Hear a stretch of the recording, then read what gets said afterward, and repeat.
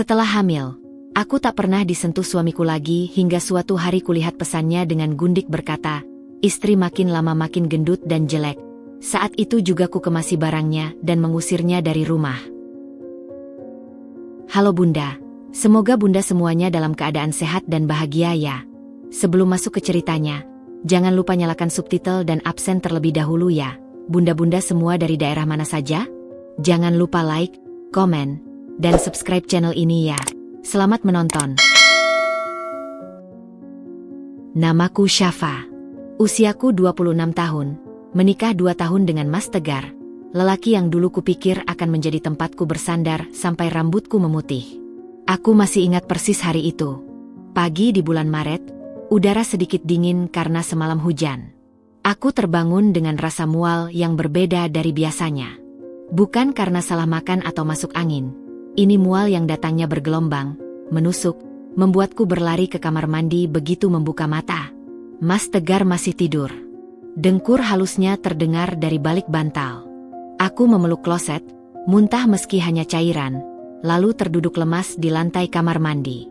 Tanganku gemetar. Bukan karena dingin, tapi karena sadar. Sudah hampir 2 bulan aku telat datang bulan.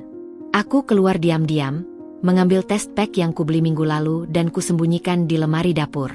Rasanya bodoh, menyembunyikan test pack dari suami sendiri. Tapi aku takut. Bukan takut hamil. Kami memang sudah merencanakan anak. Tapi takut kalau hasilnya negatif. Lalu melihat kekecewaan di wajahnya. 2 garis merah. Aku menatapnya lama. Mataku berkaca-kaca.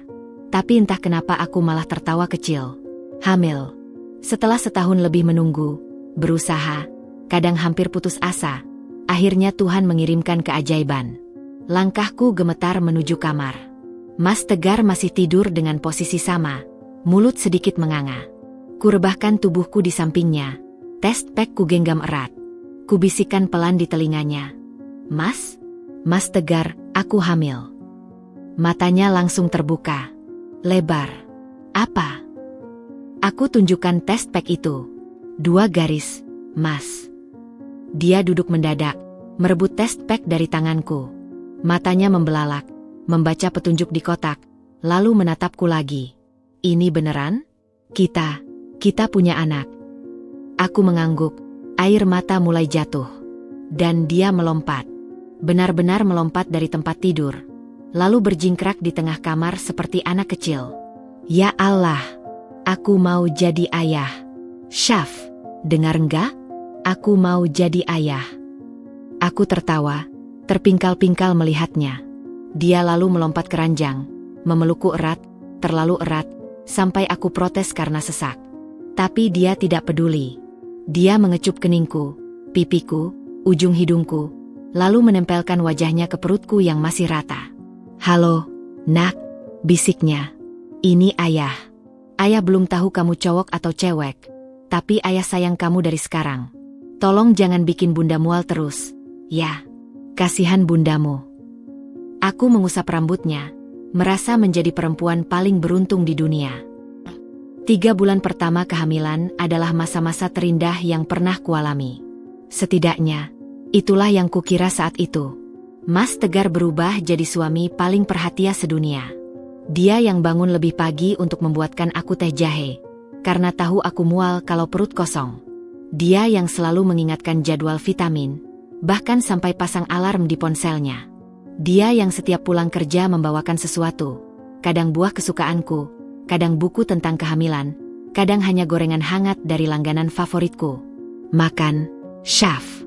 Buat anak kita," katanya sambil menyuapi aku kerupuk. Aku tersenyum manis.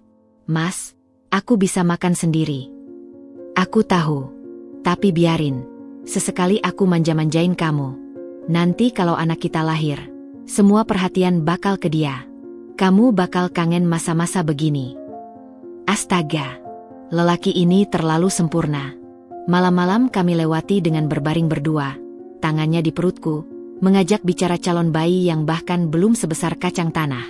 Kadang dia membacakan cerita, kadang hanya bercerita tentang rencana-rencananya. Sekolahkan anak nanti di mana, liburan keluarga seperti apa, main bola bareng kalau anaknya laki-laki, atau jagain kalau anaknya perempuan biar nggak pacaran sampai lulus kuliah. Aku mau jadi ayah terbaik buat dia, katanya suatu malam, matanya menerawang ke langit-langit kamar. Aku mau dia bangga punya ayah kayak aku. Aku memeluk lengannya. Dia pasti bangga. Mas, aku aja bangga punya suami kayak kamu. Dia menoleh, tersenyum, lalu mengecup keningku. Malam itu aku tidur dengan hati penuh syukur. Tapi perlahan, tanpa aku sadari, sesuatu mulai berubah. Mungkin di bulan keempat, atau mungkin lebih awal, tapi aku terlalu sibuk bahagia untuk menyadarinya. Awalnya hal-hal kecil. Dia pulang kantor agak telat, tapi masih wajar karena katanya ada lembur. Lalu dia mulai jarang bertanya tentang perkembangan kehamilanku. Dulu dia hafal jadwal periksa kandungan. Sekarang aku harus mengingatkan 3 kali sebelum dia bilang, "Iya, nanti aku antar." Lalu sentuhannya mulai berkurang. Bukan hanya yang intim. Aku maklum, banyak suami yang menjaga jarak secara fisik saat istri hamil, entah karena takut atau alasan lain. Tapi yang kecil-kecil. Tangan yang dulu suka mengusap kepalaku sebelum tidur.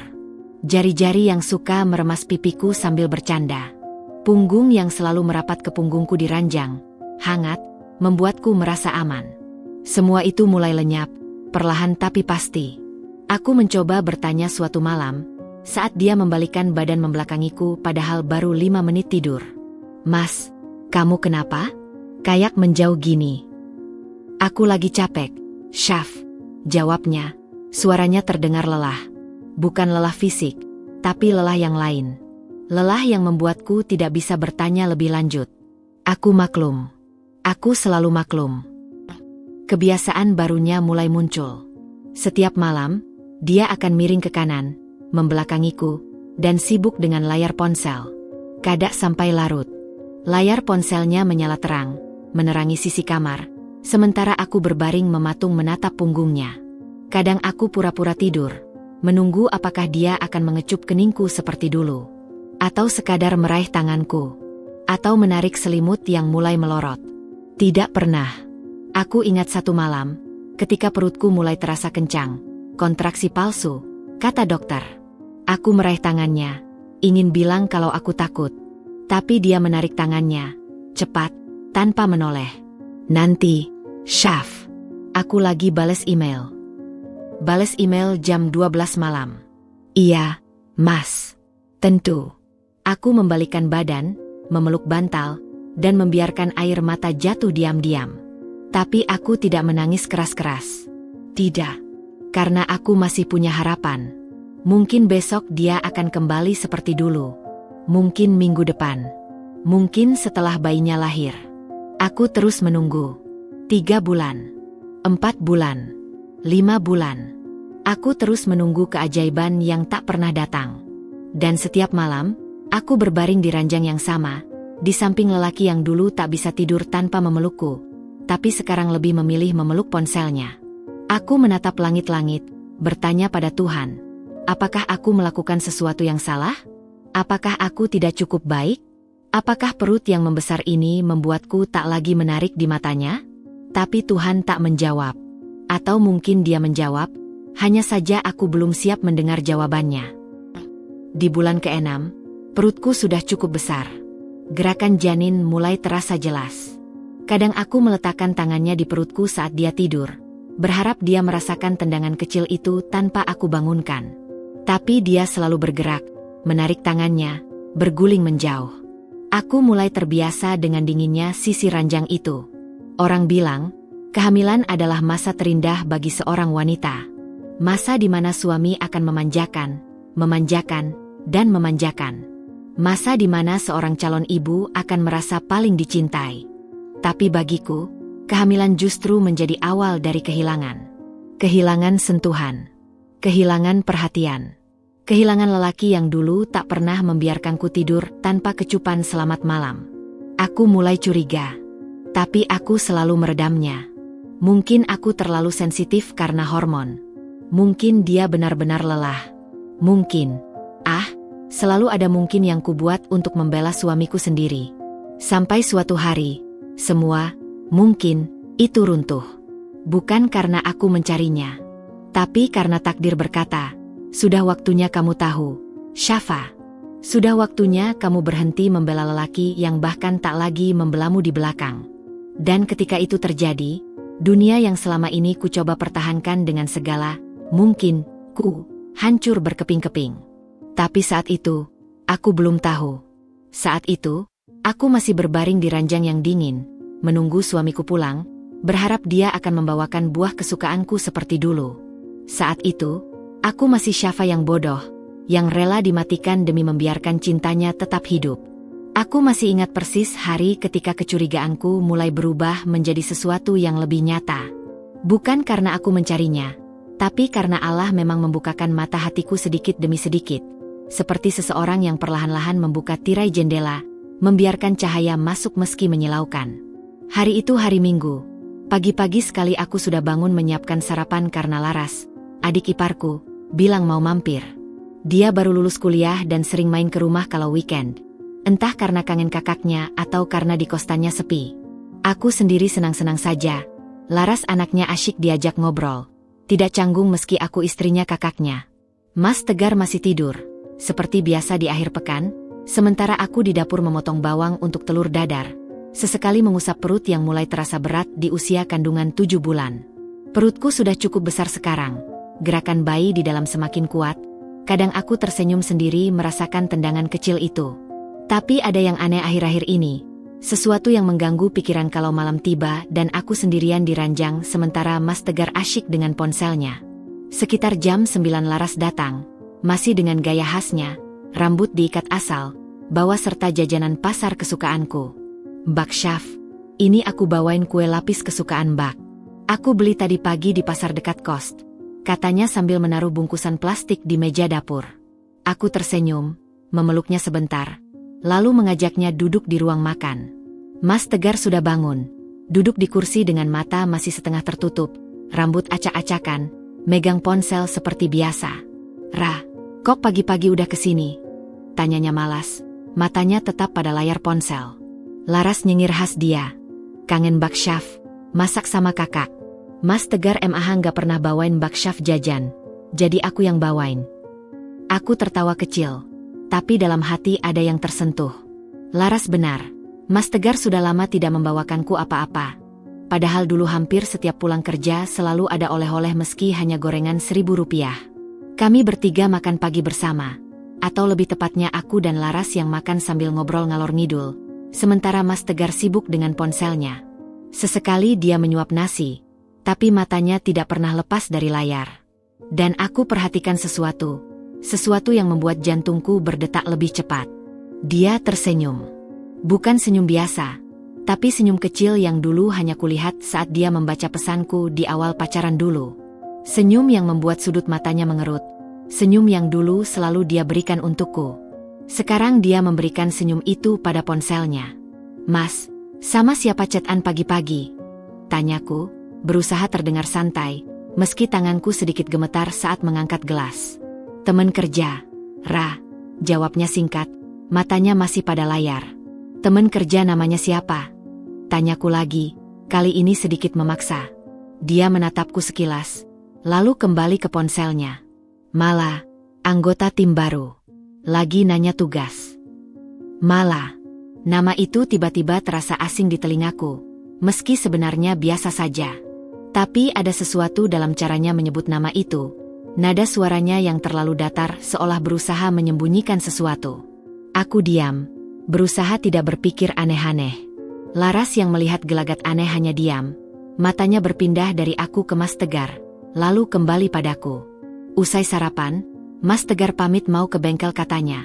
Padahal motor baru saja servis minggu lalu. Tapi aku hanya mengangguk, tidak punya energi untuk bertanya lebih jauh. Aku dan Laras membereskan meja, mencuci piring, lalu duduk di ruang tamu sambil ngobrol. Mbak, aku mau bilang sesuatu, tapi jangan marah ya, kata Laras tiba-tiba, nada suaranya berubah serius. Aku menatapnya, mencoba membaca apa yang ada di pikirannya. Bilang saja, Ras, Mbak nggak bakal marah. Laras menghela napas, tangannya memainkan ujung mukena yang terlipat di sofa. Bak Syaf, aku ini adiknya Mas Tegar, jadi seharusnya aku bela dia. Tapi aku juga perempuan. Mbak, aku bisa ngerasain kalau ada yang gak beres. Aku diam. Jantungku mulai berdetak lebih kencang. Jadi minggu lalu, waktu aku pinjam HP-nya Mas Tegar buat browsing tugas kuliah, aku lihat notifikasi. Waktu itu dia lagi di kamar mandi, HP-nya di meja, bunyi terus. Aku gak sengaja lihat, Mbak, sumpah gak sengaja. Tapi notifikasinya dari kontak nama, Mala Cantik. Aku mendengar namanya lagi, Mala. Kali ini dengan embel-embel, cantik, yang membuat perutku terasa mual. Pesannya apa? Tanyaku, berusaha tenang meski suaraku sedikit bergetar. Laras menggeleng. Aku nggak buka, Mbak, tapi dari notifikasinya, itu kayak pesan-pesan sayang gitu. Ada love-love-nya. Aku diam 1000 bahasa. Love, pesan sayang. Untuk perempuan lain. Untuk Mala Cantik. Ra, mungkin itu cuma teman dekat. Mas Tegar kan orangnya ramah, mungkin cuma bercanda doang. Kataku, berusaha meyakinkan diri sendiri lebih dari meyakinkan Laras. Tapi Laras menatapku dengan tatapan iba, tatapan yang membuatku sadar bahwa aku sedang melakukan hal yang sama seperti yang selalu kulakukan. Membela Mas Tegar, mencari alasan, membuat mungkin-mungkin yang tidak masuk akal. Mbak, aku nggak mau ikut campur rumah tangga orang. Tapi aku lihat sendiri perubahan Mas Tegar. Dulu dia antar jemput Mbak Syaf kemana-mana. Sekarang, Mbak periksa kandungan aja sering naik Grab. Aku tanya kenapa. Katanya sibuk. Mbak, itu kakakku. Tapi aku malu ngelihatnya. Mbak Syaf hamil anak dia. Tapi dia kayak nggak peduli. Aku menunduk. Air mata mulai menggenang di pelupuk mata. Mungkin dia capek. Ra, kerja keras buat kita. Laras menghela napas panjang. Lalu meraih tanganku. Mbak, aku cuma mau Mbak jaga diri. Jangan biarin siapapun nyakitin Mbak, termasuk kakakku sendiri. Sore harinya, Mas Tegar pulang sekitar jam 4. Aku dan Laras masih ngobrol di ruang tamu. Kali ini tentang rencana Laras yang mau cari kerja. Mas Tegar masuk, langsung menuju kamar tanpa banyak bicara. Hanya, Ra, ikannya kakak taruh di dapur ya, sebelum pintu kamar tertutup. Laras menatapku, lalu berkata pelan, itu loh Mbak, kayak orang ngelindur. Nggak nyapa Mbak, nggak nanya Mbak udah makan apa belum. Biasanya kan nyium kening Mbak dulu kalau pulang. Aku tersenyum getir. Sudah lama nggak, Ra. Mbak udah biasa. Laras menggeleng-geleng, lalu pamit pulang karena hari mulai sore. Setelah Laras pergi, aku duduk sendirian di ruang tamu, memandangi pintu kamar yang tertutup rapat. Mas Tegar di dalam, mungkin main HP lagi, mungkin chat dengan Mala Cantik lagi. Aku memegang perutku, merasakan tendangan bayi di dalam, dan bertanya pada diri sendiri, salahku apa? Apa yang kurang dariku? Apakah karena badanku mulai gendut dan wajahku mulai kusam? Apakah karena aku tidak bisa berdandan dan wangi setiap saat seperti perempuan itu? Malam harinya, di meja makan, suasana terasa aneh.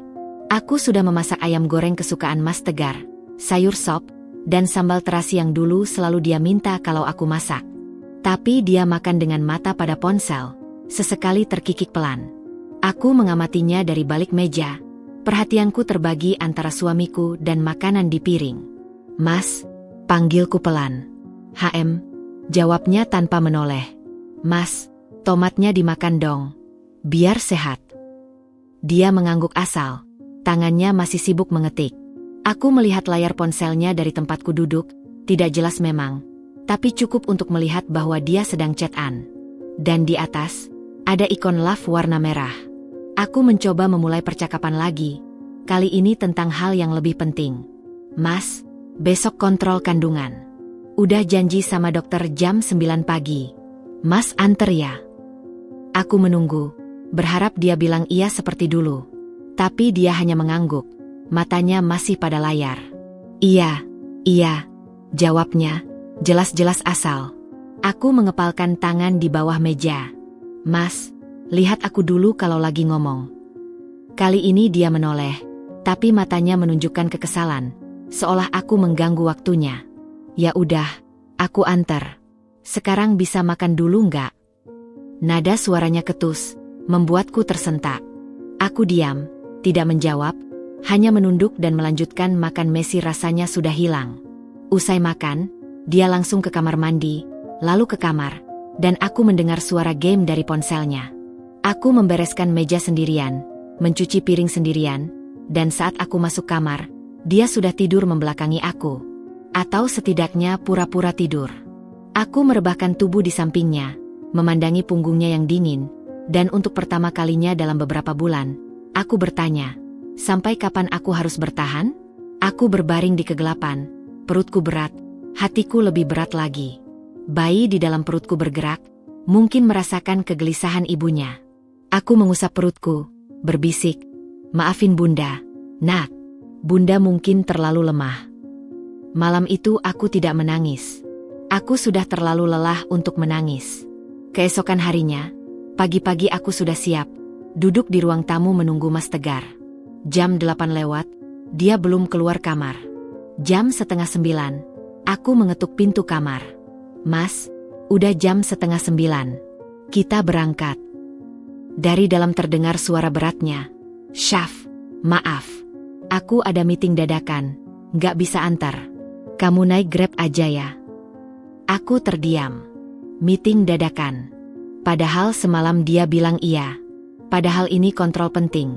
USG untuk lihat perkembangan bayi. Aku tidak menjawab, hanya berbalik, mengambil tas, dan memesan Grab dari aplikasi. Di perjalanan, air mata jatuh tanpa bisa kubendung. Supir Grab yang baik hati mungkin melihat, tapi diam saja. Aku bersyukur dia tidak bertanya. Di rumah sakit, aku duduk di ruang tunggu sendirian, dikelilingi pasangan-pasangan muda yang datang bersama suami mereka. Ada yang sibuk mengelus perut istrinya, ada yang asyik ngobrol sambil menunggu panggilan, ada yang suaminya sibuk mengambil nomor antrian.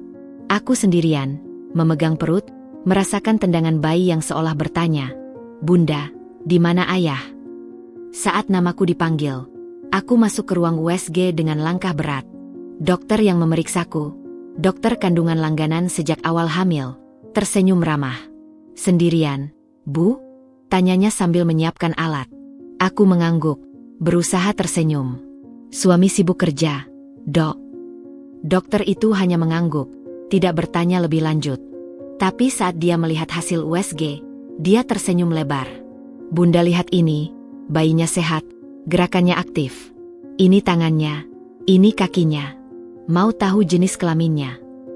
Aku mengangguk antusias, lupa sejenak kesedihanku. "Perempuan, Bu. Selamat ya." Aku menatap layar, melihat bentuk kecil mungil itu, dan air mata bahagia mengalir. "Perempuan. Aku akan punya anak perempuan. Bunda bisa kasih tahu suami nanti, ya?" "Saya yakin dia pasti senang," kata dokter sambil membersihkan perutku. Aku pulang dengan hati campur aduk. Di satu sisi, aku bahagia karena bayiku sehat dan aku tahu jenis kelaminnya. Di sisi lain, aku sedih karena Mas Tegar tidak ada di saat penting ini. Sepanjang perjalanan pulang, aku berpikir, mungkin ini saatnya aku bicara serius dengan Mas Tegar. Mungkin dia tidak sadar bahwa dia sudah menjauh. Mungkin kalau aku cerita tentang bayi kita, tentang perasaan kita, dia akan berubah. Tapi Tuhan punya rencana lain. Tuhan punya cara sendiri untuk membukakan mata hatiku. Dan itu akan terjadi dalam waktu yang tidak terlalu lama.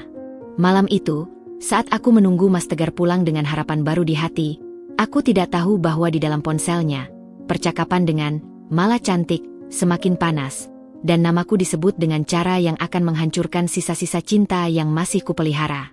Tapi itu nanti. Malam ini, aku masih punya harapan. Mas Tegar pulang larut, hampir jam 11 malam. Katanya lembur. Aku sudah berbaring di ranjang, tapi belum tidur. Saat dia masuk kamar, aku pura-pura tidur, ingin melihat apakah dia akan mengecup keningku. Dia masuk, ganti baju, lalu merebahkan diri. Dan seperti biasa, dia membelakangiku, mengambil ponsel, dan mulai main. Aku menunggu. 5 menit, 10 menit, setengah jam. Tidak ada kecupan. Tidak ada, "Selamat malam, sayang." Hanya suara klik dari ponselnya dan cahaya biru yang menerangi sisi kamar. Aku membalikkan badan, membelakanginya juga, dan berbisik dalam hati, "Mas, Aku hamil anak perempuanmu. Tapi kenapa rasanya aku hamil sendirian? Malam itu, untuk pertama kalinya, aku tidak berdoa agar dia kembali seperti dulu. Aku berdoa agar Allah memberiku kekuatan, apapun yang terjadi nanti. Dan Allah mendengar doaku, dengan cara yang tidak pernah kuduga. Esok harinya, saat aku bangun, Mas Tegar sudah pergi. Tanpa pamit, tanpa pesan, tanpa apapun. Aku duduk di tepi ranjang, memegang perut, dan berkata pada bayiku, "Nak, Bunda janji. Bunda akan jadi ibu yang kuat buat kamu. Meski ayah sepertinya sudah tidak peduli, Bunda akan tetap berjuang." Aku tidak tahu bahwa perjuangan sesungguhnya baru akan dimulai, dan bahwa dalam waktu dekat, aku akan dihadapkan pada kenyataan yang selama ini ku coba hindari. Tapi untuk saat ini, aku hanya perlu bertahan. Untuk anakku, untuk diriku sendiri, untuk harga diri yang perlahan-lahan mulai kusadari bahwa aku masih memilikinya. Meski selama ini kukubur dalam-dalam demi mempertahankan pernikahan yang mungkin sudah retak sejak lama. Hari itu, seperti biasa, aku bangun lebih pagi dari Mas Tegar. Usia kandunganku sudah 8 bulan, perutku semakin berat dan sering membuatku sulit tidur, tapi rutinitas tetap jalan. Aku memasak sarapan, menyiapkan bekal untuk Mas Tegar, dan merapikan rumah sebelum matahari benar-benar terbit. Ada kepuasan tersendiri melihat dapur bersih dan makanan siap ketika suami bangun, meski belakangan ini dia jarang berkomentar tentang masakanku. Dulu dia selalu bilang, "Enak banget, Chef, kamu jago masak," sambil menghabiskan nasi 2 piring. Sekarang, dia makan cepat-cepat, matanya pada ponsel, lalu pergi tanpa mengecup keningku. Aku sudah terbiasa, atau setidaknya berusaha membiasakan diri. Tapi pagi itu, ada sesuatu yang berbeda. Saat aku menyiapkan bekalnya, aku perhatikan tas kerjanya masih tergantung di kursi makan, persis seperti kemarin sore. Aku mengernyitkan dahi. Aneh, biasanya dia selalu mengecek tas sebelum tidur. Kulihat jam di dinding menunjukkan pukul 6:30. Berarti dia sudah berangkat sekitar 15 menit yang lalu. Dan dia lupa membawa bekal. Padahal sudah aku taruh di meja dengan rapi. Aku mengambil ponselku, ingin mengirim pesan, tapi tiba-tiba ide lain muncul. Ponsel Mas Tegar. Aku lihat tertinggal di saku tasnya. Sepertinya lupa, dan ia pasti akan kembali lagi. Ponsel itu, benda yang selalu setia menemaninya setiap saat, benda yang lebih sering dia tatap daripada wajahku akhir-akhir ini, tertinggal di rumah. Aku mendekati tas itu, ragu-ragu. Biasanya aku tidak akan berani membuka ponselnya. Aku menghargai privasinya. Aku percaya padanya. Tapi belakangan ini, kecurigaan mulai menggerogotiku. Percakapan Laras tentang "malah cantik" masih terngiang di telingaku. Senyum-senyumnya saat chat-an di meja makan masih jelas di ingatanku. Dan malam-malam panjang ketika dia membelakangiku dengan ponsel di tangan. Aku selalu bertanya, apa yang dia cari? Siapa yang dia ajak bicara? Aku mengambil ponsel itu, tanganku gemetar. Bukan karena takut ketahuan, tapi karena takut dengan apa yang mungkin kutemukan. Tapi entah angin apa yang mendorongku, aku membuka ponsel itu. Tanpa sandi, dia tidak pernah memasang sandi, katanya repot. Aku membuka aplikasi WhatsApp, dan di sana, percakapan teratas adalah dengan kontak bernama, "Malah Cantik Hati Merah 2. Jantungku berdetak kencang. Hampir seperti mau melompat keluar dari dada. Aku duduk di kursi makan, perutku terasa berat, tapi aku tidak bisa berhenti. Aku harus tahu. Aku harus membuka luka ini, meski tahu akan perih. Kubuka percakapan itu, dan dunia serasa berhenti. Pesan pertama yang kulihat dari pihak Mala. "Mas kapan main lagi? Kangen." Dengan emoji cium. Tanggalnya 3 hari yang lalu. Lalu balasan Mas Tegar. "Nanti malam ya, sayang. Lagi banyak kerja nih." Sayang. Dia memanggil perempuan lain sayang. Aku memegangi perutku, mencoba menenangkan diri, tapi air mata sudah mulai menggenang. Kugulir ke atas, membaca pesan-pesan sebelumnya, dan semakin ke atas, semakin sakit yang kurasakan. Ada pesan dari Mala. "Kamu nggak malas apa di rumah? Kata kamu istrimu makin lama makin jelek.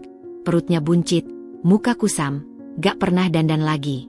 Katanya beda banget sama aku, tapi kok kamu betah di rumah?" Dan Mas Tegar menjawab, "Iya dong, kamu kan selalu wangi. Ya udah, kapan kita ketemu? Dia tidak membela istrinya. Dia tidak bilang, istriku cantik kok, dia sedang hamil anakku. Dia malah membenarkan. Dia malah memuji perempuan lain. Dia malah setuju bahwa istrinya jelek. Tanganku gemetar hebat. Ponsel itu hampir jatuh. Aku mencoba membaca lagi, memastikan bahwa mataku tidak salah lihat, bahwa ini hanya mimpi buruk. Tapi itu nyata. Semua pesan itu nyata. Ada pesan Mas Tegar yang membuatku mual. Istriku MAH tidurnya pules, gak akan tahu kalau aku pergi tengah malam. Dibalas malah dengan, iya dong, kita bisa ketemu tiap malam. Aku gak mau digangguin istrimu yang jelek itu. Dan Mas Tegar hanya membalas dengan emoji tertawa. Aku tidak tahu harus marah atau sedih. Yang jelas, hatiku hancur berkeping-keping. Lelaki yang tiap malam tidur di sampingku, yang kuberi anak, yang kucintai sepenuh hati, ternyata di belakangku mengatakan hal sekeji itu. Aku jelek. Aku buncit. Aku kusam. Aku tidak wangi. Dan dia setiap malam pergi ke perempuan lain, ke Mala cantik yang katanya selalu wangi. Aku terus membaca, seperti orang yang haus akan luka. Semakin banyak yang kubaca, semakin dalam lukanya. Ternyata hubungan mereka sudah berjalan selama 5 bulan. 5 bulan. Itu berarti dimulai sekitar bulan keempat kehamilanku. Tepat ketika dia mulai menjauh, mulai sibuk dengan ponselnya, mulai tidak mau menyentuhku. Ternyata bukan karena capek, bukan karena banyak pikiran, tapi karena dia sudah punya yang lain. Ternyata alasan dia tidak mau menyentuhku bukan karena aku hamil, tapi karena dia sudah mendapatkan sentuhan dari perempuan lain. Aku merasa bodoh. Bodoh sekali. 8 bulan aku mengandung. 5 bulan diantaranya dia berselingkuh, dan aku tidak tahu apa-apa. Aku sibuk membela, sibuk mencari alasan, sibuk memaklumi, sementara dia sibuk bermain di belakangku. Kulihat lagi pesan-pesan lain, ada foto-foto yang dikirim Mala. Foto perempuan itu dengan pakaian minim, pose menggoda, bibir tersenyum manis. Aku bandingkan dengan diriku di cermin tadi pagi, rambut acak-acakan, daster hamil yang sudah mulai sempit, wajah tanpa riasan, kantung mata hitam karena kurang tidur. Ya, aku kalah. Aku kalah dari perempuan itu. Tapi apakah salahku? Aku sedang mengandung anaknya. Aku tidak tidur karena begadang memikirkan keuangan keluarga, karena memastikan dia punya bekal setiap pagi, karena menjaga kesehatan bayi di perut. Sementara dia, di waktu yang sama, sedang memuji kecantikan perempuan lain. Ada satu pesan yang paling membuatku sakit. Mas Tegar menulis, aku nggak tahu kenapa dulu aku mau nikah sama dia. Mungkin karena terpaksa. Kali. Sekarang lihat kamu, baru tahu rasanya cinta. Terpaksa. Dia bilang terpaksa menikah denganku. Padahal dulu dia yang datang melamar. Dia yang meyakinkan orang tuaku. Dia yang berkali-kali bilang bahwa aku adalah wanita terbaik yang pernah dia temui. Apa semua itu dusta? Apa selama ini aku hanya menjadi tempat singgah sementara sebelum dia menemukan yang lebih cantik, lebih wangi, lebih segar? Aku duduk di lantai dapur, ponsel itu masih di tanganku, air mata jatuh deras tanpa bisa kubendung. Tapi anehnya, aku tidak menangis terseduh-seduh. Tidak. Ada sesuatu yang lain di dalam hatiku. Bukan sedih, tapi panas. Membara. Marah. Marah pada diriku sendiri yang terlalu bodoh. Marah pada lelaki yang tega mengkhianati istrinya yang sedang hamil. Marah pada perempuan itu yang dengan entengnya menyebut istri orang jelek. Tapi di atas segalanya, aku marah karena selama ini aku membiarkan diriku diperlakukan seperti ini. Aku marah karena aku terlalu baik, terlalu maklum, terlalu sabar. Dan kesabaran itu tidak membuahkan apa-apa selain pengkhianatan. Kurai perutku, bayiku bergerak, mungkin merasakan kegelisahan ibunya. Aku berbisik, maaf, nak, bunda harus kuat. Bunda harus lakukan sesuatu. Perlahan, dengan gerakan yang tenang, aku berdiri. Aku tidak tahu harus bagaimana, tapi yang jelas, aku tidak bisa diam saja. Aku tidak bisa pura-pura tidak tahu. Aku tidak bisa lagi hidup dalam kebohongan. Aku berjalan menuju lemari, mengambil koper besar yang biasa dipakai kalau kami liburan. Dulu kami suka liburan. Waktu masih awal menikah, waktu dia masih peduli, waktu cinta masih terasa nyata. Sekarang, Koper itu akan kugunakan untuk sesuatu yang sama sekali berbeda. Kubuka lemari pakaian Mas Tegar. Satu persatu, kumasukkan bajunya. Kemeja-kemeja kesayangan yang selalu kusetrika dengan hati-hati. Celana kerja yang tiap pagi aku siapkan. Sepatu pantofel yang sempat aku poles sampai mengilap minggu lalu. Jas yang dia pakai waktu lamaran dulu. Yang dulu membuatku tersipu karena dia tampan sekali. Yang dulu membuatku berpikir bahwa akulah wanita paling beruntung di dunia. Sekarang, aku muak melihat semuanya. Jam tangan kesayangannya yang kubelikan dari tabunganku selama setahun bekerja. Parfum mahal yang kubelikan untuk ulang tahun pernikahan kami yang ketiga. Buku-buku koleksinya. Laptop kerja yang katanya sangat penting. Semua masuk ke dalam koper itu, dengan gerakan cepat, tanpa ampun. Saat mengambil laptopnya, aku melihat stiker kecil di sudut layar. Stiker foto kami berdua, waktu bulan madu di Bali. Kami tersenyum bahagia di sana, pantai, matahari terbenam, dan janji-janji manis yang kami ucapkan. Aku memegang stiker itu, lalu dengan sekali tarikan, aku sobek. Robekan kecil itu seperti simbol bahwa semuanya sudah berakhir. Tidak ada lagi Bali, tidak ada lagi janji, tidak ada lagi kita. Lalu aku buka pintu rumah. Koper itu kuseret ke teras. Berat, tapi aku kuatkan. Tak lupa kuselipkan selembar kertas di atasnya. Kertas itu aku ambil dari buku catatan dapur, yang biasa kupakai menulis resep. Aku menulis satu kalimat pendek, tapi cukup jelas. Pulanglah ke mala cantikmu yang selalu wangi. Istri jelekmu ini cukup jelas tanpa kehadiranmu. Ponsel Mas Tegar masih di tanganku. Kubuka lagi percakapan itu, membaca sekali lagi pesan terakhirnya ke mala cantik dari tadi malam. Iya sayang, nanti malam aku ke tempatmu. Istriku MAH tidurnya keras, gak akan tahu. Aku tersenyum pahit. Senyum yang sama sekali tidak bahagia. Maaf, Mas. Malam ini aku tahu. Dan malam ini, kamu tidak punya rumah lagi. Aku kembali masuk, menutup pintu, dan menguncinya. Bukan kunci biasa, tapi kunci mati dari dalam. Aku duduk di sofa ruang tamu, memegang perut, menunggu. Menunggu apa? Entahlah. Mungkin menunggunya pulang. Mungkin menunggu akhir dari semuanya. Yang jelas, aku tidak akan membuka pintu itu untuknya lagi. Tidak malam ini, tidak besok, tidak selamanya. Sambil menunggu, pikiranku melayang ke masa lalu. Ke hari-hari pertama pernikahan. Ketika dia selalu memelukku erat sebelum tidur. Ke saat-saat dia mengusap rambutku dan bilang aku cantik meski tanpa dandanan. Ke pagi-pagi ketika dia membuatkan sarapan dan kami makan berdua sambil bercanda. Ke malam-malam ketika kami merencanakan masa depan. Membayangkan punya anak, membayangkan rumah besar dengan halaman luas untuk anak-anak bermain. Semua itu sekarang terasa seperti mimpi. Mimpi yang indah, tapi ternyata palsu. Dan aku terbangun di tengah mimpi buruk yang nyata. Bayiku bergerak lagi, kali ini lebih kuat. Aku mengusap perut, berusaha menenangkannya sekaligus menenangkan diriku sendiri. Nak, Bunda mungkin bukan ibu yang sempurna. Tapi Bunda janji, Bunda akan jadi ibu yang kuat buat kamu. Bunda nggak akan biarkan kamu tumbuh di keluarga yang penuh kebohongan. Bunda nggak akan biarkan kamu punya ayah yang tega ngomongin ibumu jelek di belakang. Air mata jatuh lagi, tapi kali ini air mata tekad, bukan air mata kelemahan. Jam menunjukkan pukul 9 malam ketika Mas Tegar pulang. Aku sudah duduk di ruang tamu sejak 1 jam yang lalu, mematung di sofa sambil memegang perut yang sesekali bergerak karena tendangan bayi. Di luar, kudengar suara motor metik yang dikendarainya, lalu langkah kaki mendekati pintu. Ada jeda beberapa detik, mungkin dia melihat koper besar di teras.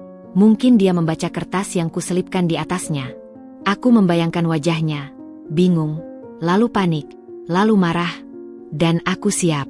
Untuk pertama kalinya dalam 8 bulan terakhir, aku benar-benar siap menghadapinya. Syaf? Syaf, buka pintu. Suaranya dari luar, setengah berteriak. Kok koperku di luar? Ada apa ini? Aku diam, tidak bergerak. Tanganku menggenggam ujung mukena yang masih kukenakan sejak sholat maghrib. Syaf, dengerin aku. Buka pintunya. Dia memukul pintu beberapa kali, keras, sampai aku khawatir tetangga akan mendengar. Tapi biarlah. Mungkin lebih baik mereka tahu. Mungkin lebih baik semuanya tahu. Akhirnya aku berdiri. Berjalan pelan ke pintu. Merasakan berat di setiap langkah. Perutku terasa seperti penuh dengan ribuan beban. Bukan hanya bayi, tapi juga luka, kemarahan, dan kekecewaan yang menggunung. Aku membuka pintu, tidak lebar-lebar, hanya cukup untuk melihat wajahnya. Dan di sana dia berdiri, dengan wajah merah, kertas itu tergenggam di tangannya. "Syaf, ini maksudnya apa?" tanyanya. Suaranya bergetar antara marah dan takut. Aku menatapnya tenang. Sangat tenang. Tenang yang tidak pernah kurasakan selama berbulan-bulan. "Mas baca lagi, pelan-pelan. Nanti paham sendiri." "Kamu baca pesanku." Suaranya tinggi, menuduh. "Kamu ngintip HP aku." Aku tersenyum pahit. "Aku nggak sengaja lihat notifikasi, Mas. Pas aku mau ngabarin kamu soal bekal. Tapi syukurlah aku baca. Jadi tahu selama ini aku dianggap apa di matamu. Jadi tahu kenapa selama 5 bulan terakhir kamu menjauh. Jadi tahu kenapa setiap malam kamu sibuk dengan ponsel itu." Dia mencoba masuk, tangannya meraih lenganku. Untuk pertama kalinya dalam berbulan-bulan, dia ingin menyentuhku. Sentuhan yang dulu selalu kurindu, sekarang terasa seperti api yang membakar kulit. Aku menarik tangan dengan cepat. "Jangan. Jangan sentuh aku." "Syaf, dengerin aku dulu. Ini semua salah paham. Malah itu cuma teman kantor. Kita cuma bercanda." "Cuma bercanda." Aku memotong, suaraku mulai naik. "Cuma bercanda bilang aku jelek? Cuma bercanda bilang aku buncit? Cuma bercanda bilang aku kusam? Cuma bercanda bilang kamu terpaksa nikah sama aku? Itu bercanda, Mas." Dia membisu. Wajahnya berubah pucat. Tahu bahwa tidak ada gunanya lagi berbohong. Udah 5 bulan aku dengerin alasan, capek, dan banyak pikiran. Lanjutku, air mata mulai menggenang tapi aku tahan. 5 bulan aku diemin, aku jauhin, aku cuekin. Aku pikir kamu lelah kerja. Aku pikir kamu stres. Aku pikir mungkin aku yang terlalu sensitif karena hamil. Tapi ternyata kamu sibuk dengan mala cantik itu. Sambil tidur di sampingku, kamu chat-an sama dia. Sambil aku hamil anakmu, kamu bilang aku jelek ke dia. "Syaf, aku minta maaf." "Maaf." Aku tertawa, tapi tidak ada tawa dalam hatiku. Maaf datang setelah aku tahu? Setelah ketahuan? Kalau aku nggak tahu, apa kamu akan terus begini? Terus berselingkuh, terus ninggalin aku tiap malam, terus bilang aku jelek di belakang? Dia menunduk, tidak bisa menatap mataku. Tangannya gemetar di samping badan. "Tapi aku suami kamu, Syaf. Dan kamu istri aku. Kita bisa bicarakan ini baik-baik. Aku janji nggak akan ulangi lagi." "Janji?" Aku menggeleng pelan. "Janji kamu sudah tidak berarti lagi, Mas. Dulu kamu janji setia, kamu langgar. Dulu kamu janji sayang sampai tua, kamu langgar. Sekarang janji minta maaf? Buat apa?" Aku berdiri tegak, tanganku memegangi perut yang mulai terasa kencang. Mungkin karena stres, mungkin karena bayi di dalam ikut merasakan kemarahan ibunya. Tapi aku tidak peduli. "Sekarang ambil koper kamu. Pergi ke mala cantik yang selalu wangi itu. Rasain sendiri gimana rasanya tinggal sama orang yang makin lama makin benci sama kamu. Syaf, tolong. Keluar." Suaraku menggema di seluruh rumah, memecah keheningan malam. Aku tidak pernah membentak sekeras ini seumur hidupku. Tapi malam ini, semua yang tertahan selama berbulan-bulan keluar dengan kekuatan yang bahkan aku sendiri tidak tahu aku miliki. Mas Tegar terkesiap. Melihat mataku yang, aku yakin, sedang menyala dengan api yang tak pernah kulihat sebelumnya. Dia mundur 1 langkah, lalu 2 langkah. Tangannya terulur, ingin meraihku lagi, tapi aku melangkah mundur lebih cepat. "Pergi," bisikku, kali ini lebih pelan tapi lebih tajam. "Sebelum aku benar-benar membencimu. Sebelum anak dalam perut ini ikut merasakan betapa muaknya aku pada ayahnya." Dia menatapku lama. Mungkin mencari sisa-sisa Syafa yang dulu, yang selalu lembut, selalu maklum, selalu memaafkan. Tapi Syafa itu sudah mati. Mati ketika membaca pesan-pesan itu. Mati ketika tahu bahwa selama ini dia mengkhianati. Dia berbalik, berjalan ke teras, mengambil kopernya yang besar itu. Dia menatapnya sebentar. Mungkin baru sadar bahwa semua barangnya sudah dikemas rapi. Lalu dia menoleh padaku sekali lagi. Ini benar-benar akhir. Aku tidak menjawab. Hanya menatapnya dengan pandangan kosong. Dia pergi. Melangkah keluar pagar. Menenteng koper itu sendirian. Tidak ada Mala cantik yang menjemput. Tidak ada teman yang membantu. Hanya dia dan kopernya di malam yang dingin. Motor matiknya masih terparkir. Dia harus bolak-balik mungkin untuk mengambilnya nanti. Tapi itu bukan urusanku lagi. Pintu kututup perlahan. Terkunci rapat. Kugeser juga kunci tambahan yang tidak pernah kami gunakan selama ini. Lalu aku bersandar di pintu itu, merasakan dinginnya kayu di punggungku, dan akhirnya, aku menangis. Bukan tangis histeris, bukan tangis keras. Tapi tangis diam-diam yang mengalir deras, seperti sungai yang bendungannya jebol. Tangis yang sudah tertahan selama berbulan-bulan, selama aku mencoba tegar, mencoba maklum, mencoba bertahan. Tangis untuk semua malam-malam sepi di ranjang, untuk semua kecupan yang tidak pernah tiba, untuk semua janji yang dilanggar, untuk semua cinta yang dikhianati. Aku terduduk di lantai, di belakang pintu itu, dan membiarkan air mata mengalir. Perutku bergerak-gerak, bayiku mungkin merasakan kesedihan ibunya. Tapi anehnya, di tengah tangis itu, aku merasakan sesuatu yang lain. Lega. Lega karena akhirnya kebenaran terungkap. Lega karena tidak perlu lagi berpura-pura bahagia.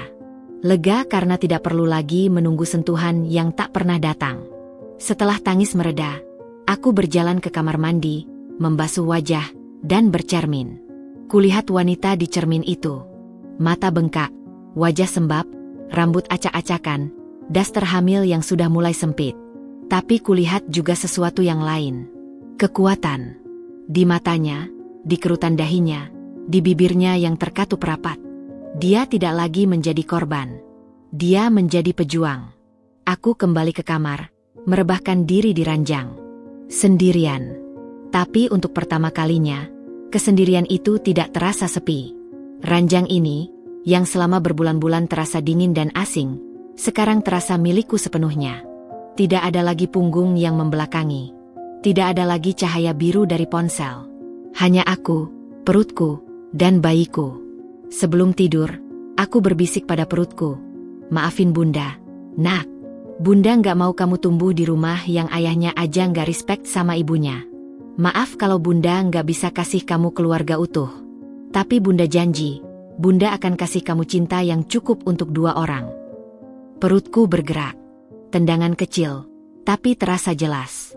Seperti menjawab, seperti mengatakan bahwa dia mengerti, bahwa dia akan selalu bersama Bunda. Aku tersenyum. Kali ini, sungguh-sungguh tersenyum. Senyum pertama setelah berbulan-bulan. Malam itu aku tidur lebih nyenyak dari biasanya. Tidak ada kecemasan, tidak ada kegelisahan, tidak ada pertanyaan tanpa jawab. Semua sudah terjawab.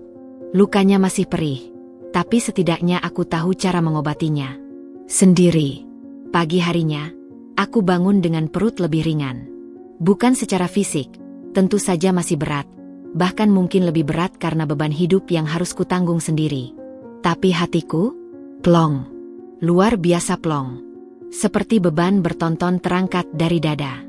Aku bangun, meregangkan badan, dan untuk pertama kalinya dalam berbulan-bulan, aku tidak merasa bersalah menikmati pagi. Aku membuat sarapan untuk diriku sendiri. Telur mata sapi, roti bakar, dan susu hangat buat calon bayi. Sambil menunggu roti matang, aku melihat keluar jendela.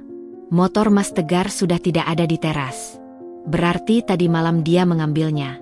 Aku tidak tahu bagaimana caranya, dengan koper sebesar itu, dengan hati yang mungkin hancur, tapi itu bukan urusanku lagi. Aku tidak perlu memikirkan dia lagi. Sambil makan, ponselku berderai-derai. Pesan dari Mas Tegar. Banyak sekali. Syaf, maafin aku. Aku minta kesempatan sekali lagi. Aku hapus. Syaf, tolong jangan gini. Kita bahas baik-baik. Demi anak kita. Aku hapus. Jangan bawa-bawa anak. Anak tidak pernah kamu anggap selama ini. Istriku, Please. Aku janji akan berubah. Aku tinggalin Mala. Aku hapus. Janjimu sudah tidak laku lagi. Syaf, balas dong. Setidaknya kabari kamu dan anak baik-baik saja. Aku blokir nomornya. Tidak ada gunanya berkomunikasi dengan orang yang sudah menghancurkan kepercayaan. Lalu kuhidupkan laptop. Kubuka aplikasi pencari kerja. Aku butuh penghasilan tambahan. Bukan karena Mas Tegar tidak menafkahi. Selama ini dia rutin memberi uang setiap bulan, dan rekening bersama masih ada. Tapi aku ingin mandiri.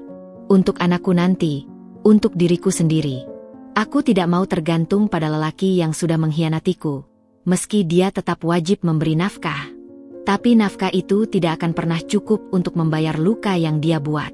Kulirik profil-profil pekerjaan yang bisa dilakukan dari rumah. Menulis lepas, admin online, jualan kue kering seperti yang dulu sempat kulakukan sebelum hamil. Aku punya keahlian, aku punya kemampuan. Selama ini aku hanya tidak percaya diri karena selalu dibayangi oleh suami yang lebih sukses. Tapi sekarang, aku harus percaya pada diriku sendiri. Untuk anakku, aku harus bisa. Hari itu aku habiskan dengan membersihkan rumah. Kamar mandi, dapur, ruang tamu, semua kusapu dan kupel sampai bersih. Ada kepuasan tersendiri melihat rumah yang rapi tanpa bantuan orang lain. Ternyata selama ini aku bisa. Hanya saja aku tidak sadar. Selama ini aku terlalu sibuk mengurus orang lain. Sampai lupa bahwa aku juga punya kemampuan. Sore harinya, Laras datang. Wajahnya panik. "Mbak, aku dengar dari Mas Tegar. Katanya Mbak ngusir dia? Apa benar?" Aku mengangguk tenang. "Masuk dulu, Ras. Duduk, Mbak ceritain." Kami duduk di ruang tamu. Ku ceritakan semuanya. Dari awal kecurigaan, sampai penemuan pesan-pesan itu, sampai pengusiran tadi malam. Laras mendengar dengan mata berkaca-kaca. Tapi bukan sedih, lebih kemarah. Dia keterlaluan. "Mbak, aku sebagai adiknya malu. Mbak lagi hamil anak dia. Masa dia tega selingkuh? Dan bilang Mbak jelek lagi." Aku tersenyum getir. "Sudah, Ra. Biarkan karma yang bekerja. Tapi Mbak sendiri gimana? Bayinya? Keuangan?" "Alhamdulillah, Mbak masih punya tabungan. Dan Mbak mau cari kerja online, biar mandiri. Mas Tegar tetap wajib nafkah, tapi Mbak nggak mau tergantung sama dia." Laras memelukku. "Mbak Syaf itu kuat, Mbak. Aku salut." Aku membalas pelukannya. Kita nggak pernah tahu sekuat apa kita sampai situasi memaksa kita jadi kuat, Ras. Malam harinya, setelah Laras pulang, aku duduk di teras. Memandangi langit malam yang bertabur bintang. Di perutku, bayiku bergerak-gerak, aktif sekali. Aku tersenyum. "Ra, kita akan baik-baik saja. Bunda janji." Untuk pertama kalinya, aku menatap masa depan dengan harapan. Bukan dengan ketakutan. Masa depan tanpa dia, tapi dengan anakku, dengan diriku sendiri. Dan itu cukup. Lebih dari cukup. Aku tak akan pernah lagi bergantung pada lelaki yang menganggap istri hamilnya jelek karena berhenti berdandan demi mengandung anaknya. Perutku bergerak lagi. Tendangan kali ini lebih keras, seperti setuju dengan perkataanku. Aku mengusapnya lembut, berbisik, "Kuat, Nak. Kita berdua pasti kuat." Dan untuk pertama kalinya dalam berbulan-bulan, aku menatap cermin di kamar dan tidak merasa jelek. Aku melihat seorang perempuan yang memilih harga dirinya. Seorang ibu yang akan menjadi segalanya bagi anaknya. Seorang pejuang yang tidak akan menyerah meski dunia berkata dia lemah. Aku melihat Syafa. Dan Syafa itu cantik. 2 minggu pertama setelah kepergian Mas Tegar adalah masa penyesuaian yang berat. Bukan karena aku merindukannya. Sama sekali tidak. Tapi karena rutinitas yang selama 8 tahun terakhir selalu melibatkan dirinya, tiba-tiba harus kujalani sendiri. Bangun pagi tanpa suara dengkurnya, sarapan sendiri tanpa harus menyiapkan porsi untuknya, tidur malam tanpa suara ponsel di sisi ranjang. Aneh, tapi aneh yang menyenangkan. Seperti burung yang lama dikurung, Tiba-tiba pintu kandang terbuka dan dia harus belajar terbang lagi. Aku belajar banyak hal dalam 2 minggu itu. Belajar memperbaiki keran bocor yang dulu selalu dia urus. Belajar mengganti lampu mati tanpa harus menunggu orang lain. Belajar mengatur keuangan sendiri tanpa harus diskusi panjang lebar. Setiap kali berhasil melakukan sesuatu yang biasanya dia lakukan, aku tersenyum bangga pada diriku sendiri. Ternyata aku bisa. Ternyata selama ini aku hanya tidak percaya diri. Pagi di minggu ketiga, aku bangun dengan semangat baru. Setelah berkali-kali mengirim lamaran kerja online, akhirnya ada yang merespon. Sebuah perusahaan kecil butuh penulis lepas untuk konten media sosial mereka. Gajinya tidak besar, tapi cukup untuk tambahan. Dan yang paling penting, pekerjaan itu bisa dilakukan dari rumah.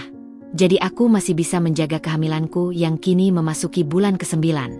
Aku duduk di depan laptop dengan perut besar, mengetik artikel demi artikel, dan merasakan kebahagiaan yang sudah lama hilang. Bukan kebahagiaan karena uang, tapi karena aku produktif, karena aku berguna, karena aku melakukan sesuatu untuk diriku sendiri. Sore harinya, saat aku sedang istirahat setelah menulis, ponselku berdering. Nomor tidak dikenal. Aku angkat ragu. Halo. Halo, Mbak Syaf? Ini ibu kosnya Laras. Maaf mengganggu, tapi Laras minta tolong Mbak jemput. Dia jatuh di kamar mandi, kakinya mungkin patah. Aku sudah coba hubungi Mas Tegar tapi nggak bisa. Jantungku berdegup kencang. Laras jatuh? Aku segera bangkit, meraih kunci motor, dan melaju ke kos Laras meski perutku besar. Sepanjang jalan aku berdoa, semoga Laras tidak apa-apa, semoga bayiku kuat.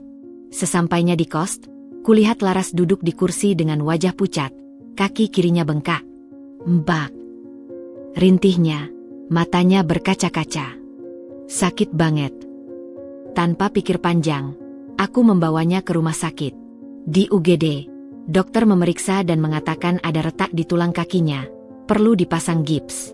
Aku menunggui Laras sepanjang malam, melupakan kelelahanku sendiri. Saat Laras tertidur karena obat penahan sakit, aku duduk di kursi rumah sakit, memegang perut, dan bersyukur. Bersyukur karena aku masih punya kekuatan untuk membantu orang lain. Bersyukur karena di saat suaminya sendiri tidak bisa dihubungi, aku, iparnya yang sedang hamil besar, bisa datang. Mas Tegar baru muncul keesokan harinya. Wajahnya kusut, baju lusuh, mata sembab. Tampaknya hidup dengan Mala tidak seindah yang dia bayangkan.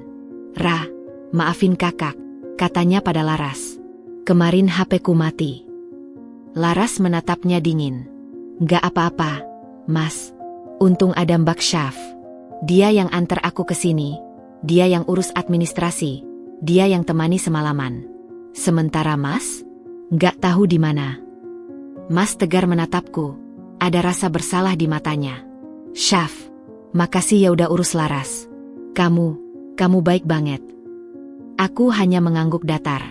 Dia adik iparku, sudah tugasku. Kamu nggak usah berterima kasih. Aku berpamitan pada Laras, bilang akan kembali sore nanti, lalu pergi tanpa menoleh pada Mas Tegar. Di luar rumah sakit, aku menarik napas panjang. Bertemu dengannya setelah 3 minggu, ternyata tidak semenakutkan yang kubayangkan. Aku tidak merasakan apa-apa. Tidak marah, tidak sedih, tidak rindu. Hampa. Kosong. Seperti orang asing yang kebetulan pernah tinggal serumah. Sepulang dari rumah sakit, aku langsung merebahkan diri. Perutku terasa kencang, mungkin karena kelelahan. Aku mengusapnya pelan, berbisik, "Maafin Bunda, Nak. Bunda kecapean. Tapi Laras tante kamu, dia butuh bantuan. Kamu pasti ngerti, kan?" Bayiku bergerak, seperti menjawab. Aku tersenyum dan tertidur dengan tangan di perut. Bangun sore harinya, aku merasa lebih segar. Aku membuat teh hangat, duduk di teras, menikmati senja. Tiba-tiba ponselku berbunyi. Transferan dari klien pertamaku. Lumayan, cukup untuk beli perlengkapan bayi yang masih kurang. Aku tersenyum lebar. Ini pertama kalinya aku mendapat uang dari hasil kerjaku sendiri setelah bertahun-tahun hanya mengandalkan suami. Rasanya berbeda. Ada kebanggaan, ada kemerdekaan, ada kepuasan yang tidak bisa dijelaskan dengan kata-kata. Malam harinya, aku memutuskan untuk membuat rekening sendiri. Rekening yang tidak tergabung dengan Mas Tegar. Rekening yang hanya atas namaku, untuk uang hasil kerjaku, untuk masa depanku dan anakku. Saat teller bank menyerahkan buku tabungan baru dengan namaku sendiri, aku hampir menangis. Ini simbol kemerdekaan. Ini bukti bahwa aku bisa berdiri sendiri. Laras keluar dari rumah sakit 3 hari kemudian. Aku menjemputnya dan membawanya ke rumahku, karena dia tidak bisa jalan dan butuh bantuan. "Mbak, aku nginep di sini aja ya sampai bisa jalan," pintanya. Aku nggak mau di kos sendiri. Aku mengangguk senang. Justru dengan Laras di rumah, aku tidak merasa kesepian.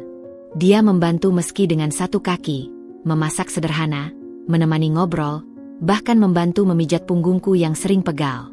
Suatu malam, saat kami ngobrol santai, Laras bertanya, Mbak nggak sedih?" "Maksudku, Mas Tegar pergi gitu aja. Mbak nggak pengen dia balik?" Aku terdiam sejenak, memikirkan jawaban yang jujur. "Jujur, Ra, aku lebih sedih waktu tahu dia selingkuh. Waktu itu aku hancur. Tapi sekarang, rasanya lega. Aku nggak perlu lagi memikirkan dia, nggak perlu cemas dia pulang atau nggak perlu bertanya-tanya dia di mana. Hidupku sekarang lebih tenang." Laras mengangguk-angguk. Aku salut sama Mbak. Kalau jadi aku, mungkin aku sudah nangis-nangis setiap hari. Aku tertawa kecil. "Nangis itu wajar, Ra. Tapi jangan terus-terusan. Hidup harus terus berjalan. Apalagi aku sekarang punya anak yang butuh ibu yang kuat." Malam itu, setelah Laras tidur, aku duduk di kamar dan membuka laptop. Kubaca lagi pesan-pesan lamaran kerja yang kukirim. Beberapa perusahaan merespon positif. Ada yang minta portofolio, ada yang minta tes tulisan. Aku kerjakan semuanya dengan semangat. Di sela-sela itu, perutku bergerak aktif, seolah ikut bersemangat. "Nak, Bunda lagi kerja. Kamu jangan rewel ya, sebentar lagi Bunda selesai." Bayiku seperti mengerti, gerakannya jadi lebih tenang. Besok paginya, aku bangun dengan perasaan berbeda. Ada sesuatu yang berubah. Aku ke kamar mandi dan bercermin. Wajahku masih sama, perutku masih besar, tapi ada kilau di mata yang tidak ada sebelumnya. Kilau kepercayaan diri, kilau kebahagiaan, kilau kemerdekaan. Aku tersenyum pada bayangan sendiri. "Kamu hebat, Syafa. Kamu bisa melewati ini semua." Hari itu aku memutuskan untuk merawat diriku sendiri. Aku mandi dengan sabun wangi yang sudah lama tidak kupakai karena Mas Tegar bilang baunya terlalu menyengat. Aku memakai lotion badan, mengoleskannya ke perut yang meregang. Aku memotong kuku, membersihkan telinga, merawat diri seperti dulu sebelum menikah. Saat selesai, aku merasa seperti baru lahir kembali. Bukan hanya fisik, tapi jiwa. Laras melihatku dan berseru, "Mbak, cantik banget hari ini. Ada acara?" Aku tertawa. "Nggak ada, Ra. Cuma pengen ngerawat diri." "Udah lama banget nggak?" Laras mengangguk setuju. "Iya, Mbak. Perempuan itu harus rawat diri, bukan buat orang lain, tapi buat diri sendiri. Aku seneng lihat Mbak sekarang." Sore harinya, saat aku dan Laras menonton TV, tiba-tiba aku merasakan sesuatu. Perutku terasa kencang, lalu nyeri menjalar dari pinggang ke perut bawah. Aku mencoba tenang, menghitung waktunya. 10 menit kemudian, nyeri datang lagi. Laras melihatku meringis. "Mbak, kenapa? Kok kayak sakit?" Aku menggigit bibir. "Ra, kayaknya aku mau melahirkan."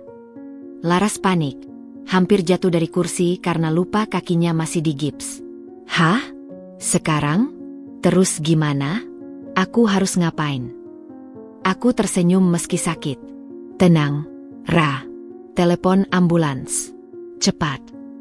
Saat menunggu ambulans, aku memegang perutku dan berbisik, "Nak, ini waktunya. Bunda siap. Kamu pasti bisa." Dan di tengah sakit yang datang bergelombang, aku tersenyum. Karena aku tahu, setelah ini, hidup baru akan dimulai. Hidup sebagai ibu, hidup sebagai perempuan mandiri, hidup sebagai Syafa yang baru. Ambulans membawaku ke rumah sakit dengan sirene meraung-raung. Laras di sampingku dengan wajah pucat pasi meski dia sendiri masih pincang karena kakinya yang digips. Aku meringis menahan kontraksi yang semakin rapat. Tanganku menggenggam erat pegangan di samping tempat tidur. Tapi di tengah sakit itu aku justru merasa anehnya tenang. Mungkin karena aku sudah melewati sakit yang lebih dalam. Sakit hati yang berkali-kali lipat lebih perih daripada sakit fisik ini. Di ruang bersalin, dokter dan perawat sibuk di sekelilingku, menyuruhku mengejan, menarik napas, mengejan lagi, dan aku lakukan semua instruksi dengan fokus, membayangkan bahwa setiap rasa sakit ini adalah langkah menuju pertemuan dengan malaikat kecilku. 2 jam berlalu terasa seperti 2 detik, sampai akhirnya tangisan keras memecah keheningan ruangan. "Selamat, Bu, anaknya perempuan, cantik," kata dokter sambil menggendong bayiku yang merah dan mungil. Saat bayiku diletakkan di dadaku, aku menangis. Bukan karena sakit, tapi karena bahagia yang tak terhingga. Dia kecil, hangat, dan menangis keras seperti protes karena baru saja keluar dari tempat nyaman di dalam perutku. Aku mencium keningnya, berbisik, "Halo, Raisa, ini Bunda. Akhirnya kamu datang." 2 hari aku dirawat di rumah sakit, Raisa di sampingku. Laras setia menemani meski harus bolak-balik dengan kruknya. Mas Tegar tidak pernah muncul, dan aku bersyukur. Aku butuh ketenangan, butuh waktu untuk menjalin ikatan dengan anakku tanpa gangguan dari masa lalu yang kelam. Tapi Laras, diam-diam, ternyata memberitahu kakaknya tentang kelahiran Raisa. Dan saat aku sudah diperbolehkan pulang, di pintu keluar rumah sakit, dia sudah berdiri di sana. Mas Tegar. Wajahnya lebih kusut dari sebelumnya. Jenggot tidak dicukur, baju lusuh, mata sembab seperti kurang tidur. "Syaf," panggilnya pelan. Aku menggendong Raisa yang tertidur pulas, tidak tahu bahwa ayah kandungnya berdiri di depan kami. "Mau apa?" tanyaku dingin. Aku mau lihat anakku.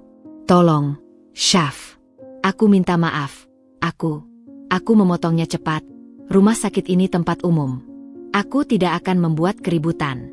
Tapi jangan harap aku akan mempersilakanmu mendekat dengan mudah. Dia menatap Raisa, air matanya jatuh. Untuk pertama kalinya, aku melihat penyesalan di mata itu, penyesalan yang dalam dan tulus. "Dia cantik," bisiknya. "Iya. Dan dia nggak perlu tahu ayahnya ninggalin ibunya pas hamil karena ibunya dianggap jelek," jawabku tajam. Laras menarikku pelan. "Mbak, ayo pulang. Udah capek." Aku mengangguk, melangkah melewati Mas Tegar tanpa menoleh. Tapi dari belakang, ku dengar dia berkata, "Aku nggak akan menyerah, Syaf. Aku akan berubah. Aku akan buktikan." Aku hanya menghela napas, masuk ke taksi yang sudah dipesan Laras, dan pergi meninggalkannya di sana.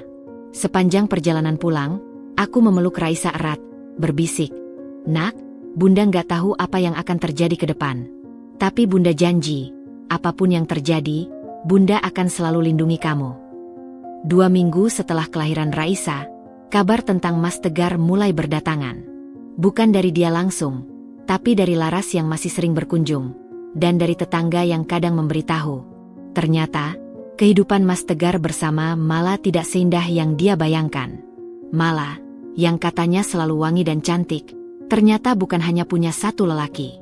Saat Mas Tegar pindah ke apartemen Mala, baru sehari di sana, seorang pria datang mengamuk. Pria itu ternyata adalah teman spesial utama Mala, yang selama ini membiayai hidupnya, membayar sewanya, membelikan barang-barang mewah. Mas Tegar yang tidak tahu apa-apa, tiba-tiba dihajar babak belur di depan Mala. Mala hanya diam, tidak membela, bahkan kemudian memilih pria itu daripada Mas Tegar. "Mbak, Mas Tegar diusir dari apartemen Mala," cerita Laras suatu sore sambil menggendong Raisa. "Mala ternyata settingan, Mbak. Dia cuma manfaatin Mas Tegar buat teman selingkuh, sambil tetap sama yang lain." Aku diam, tidak tahu harus merasa apa. Anehnya, tidak ada kepuasan dalam hatiku mendengar itu. Yang ada hanya kelegaan, karena aku tidak lagi terlibat dalam drama itu. Laras melanjutkan ceritanya. "Terus dia nginep di kantor, Mbak. Tapi karena kinerjanya drop, dia kena peringatan. Katanya sih sekarang lagi masa percobaan. Kalau dalam 3 bulan nggak ada perbaikan, bakal di PHK." Aku menghela napas. Lelaki yang dulu sombong dengan pekerjaannya, yang dulu merasa hebat karena punya wanita simpanan, sekarang terpuruk di kantor. Terus dia tinggal di mana sekarang? Tanyaku pelan. Di kontrakan sempit dekat kantor. Kata temennya, dia tidur beralas koran, karena nggak punya uang buat beli kasur. Aku memejamkan mata. Ini bukan kebahagiaan melihat orang susah, tapi ini keadilan. Karma bekerja dengan cara yang tidak pernah kuduga. Dia nggak minta tolong orang tuanya? Tanyaku lagi.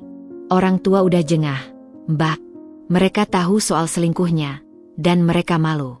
Ibu bahkan bilang, dia nggak akan bantu Mas Tegar sebelum Mas Tegar minta maaf sama Mbak Syaf. Aku terkejut.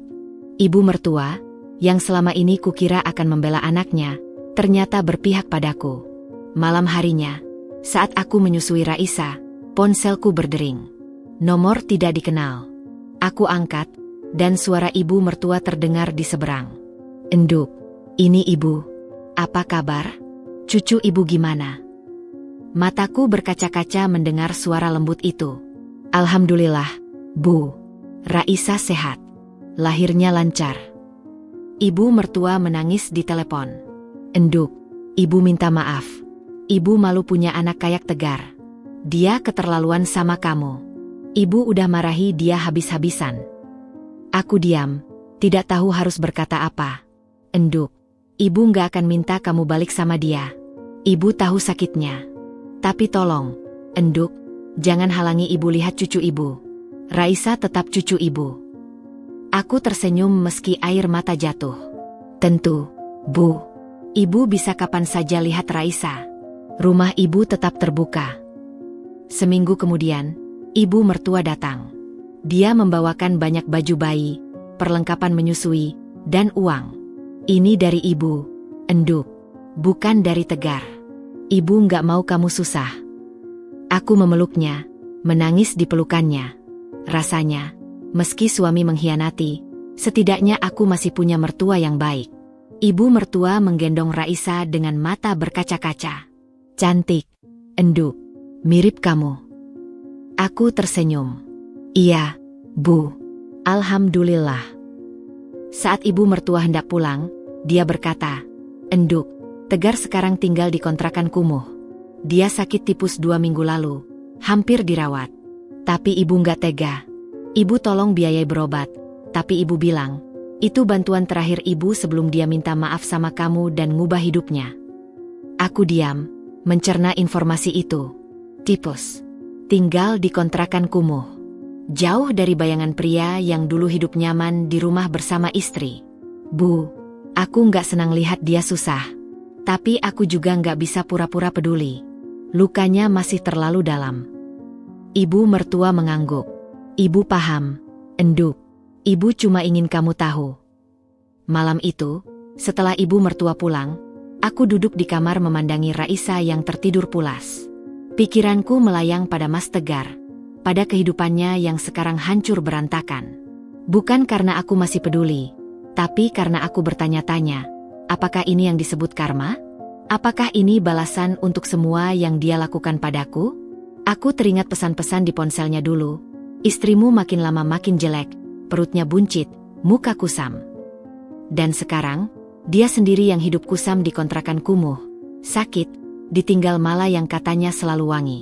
Ada pepatah bilang, jangan pernah sombong dengan apa yang kamu miliki, karena apa yang kamu sombongkan bisa diambil kapan saja. Mas Tegar dulu sombong dengan Mala, menganggapku jelek. Sekarang Mala pergi, aku yang dulu dia anggap jelek, justru hidup tenang bersama anaknya. Keesokan harinya, Laras datang dengan kabar terbaru. Mbak, tahu nggak? Mala sih, cantik. Itu ternyata sudah punya anak 2. Suaminya di luar negeri, dia cuma main-main di sini. Pas suaminya tahu, dia ditarik paksa ke luar negeri. Kabarnya sekarang hidup terkungkung di sana, nggak boleh kemana-mana. Aku menggeleng-geleng. Astagfirullah. Jadi dia juga kena karma. Laras mengangguk. Iya, Mbak. Semua dapat bagiannya masing-masing. Mala dapat suami yang ngurung, Mas Tegar dapat kehidupan hancur. Tinggal Mbak yang dapat kebahagiaan. Aku tersenyum, menatap Raisa yang sedang menyusu.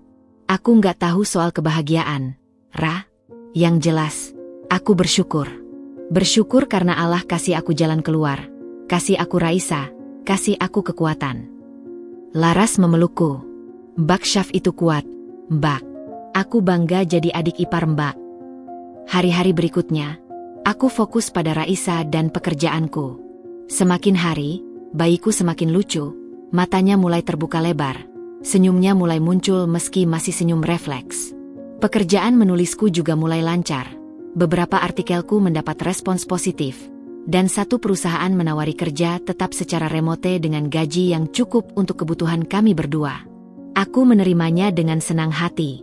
Kini, setiap malam, setelah Raisa tidur, aku duduk di depan laptop, mengetik, menghasilkan uang, dan merasa bangga pada diriku sendiri.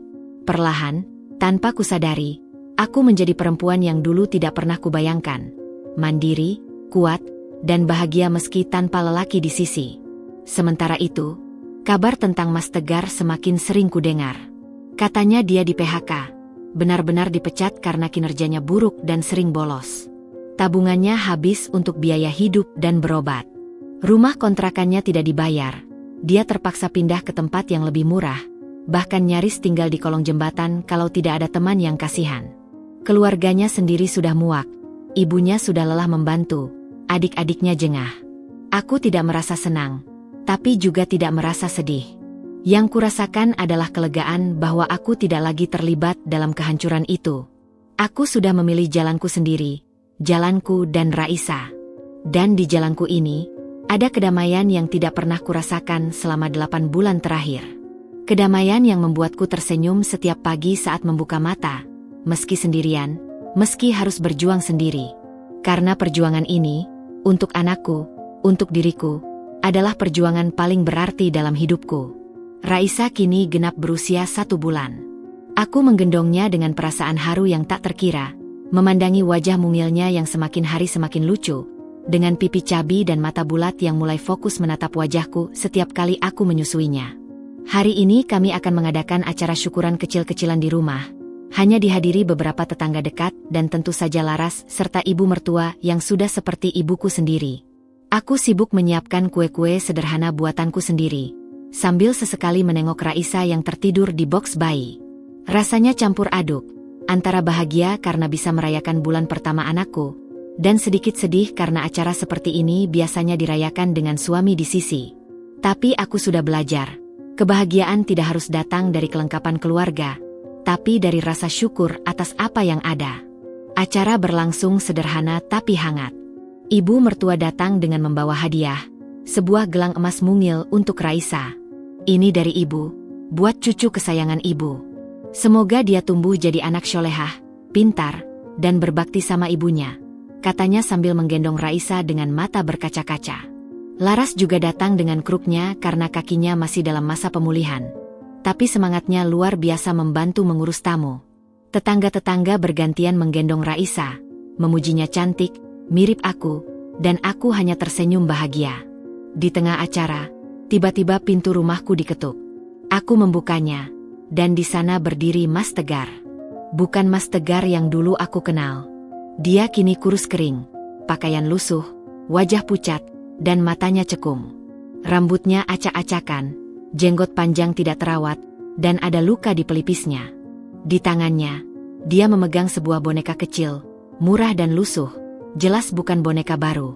Syaf, sapanya lirih, suaranya parau. Aku dengar hari ini akikahan Raisa. Aku cuma mau lihat dia. Nggak lama, janji.